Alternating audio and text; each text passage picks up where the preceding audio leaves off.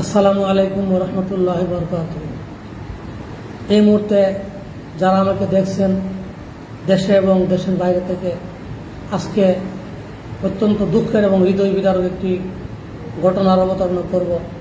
আজকের এই দিনে বিশ্ববিখ্যাত মুফাসসিরে কোরআনের পাখি নামে যিনি পরিচিত, জগৎ বিখ্যাত স্কলার, আন্তর্জাতিক খ্যাতিসম্পন্ন মুফাসসিরে কোরআন, বাংলাদেশের হৃদয়ের স্পন্দন মাওলানা দেলাওয়ার হোসেন সাঈদীকে ইনজেকশন ফুস করে শহীদ করেছিল ফ্যাসিস্ট আওয়ামী লীগের লোকেরা।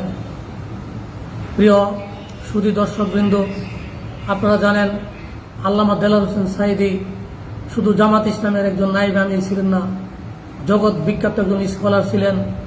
সারা পৃথিবীতে উনি কোরআনের তাফসির করে বেরিয়েছেন, ঘুরে ঘুরে তাফসির করেছেন এবং ওনার হাতে 13,000 বিধর্মী মুসলমান হয়েছে। এটা কোনো একটা চারটিখানি কথা নয়।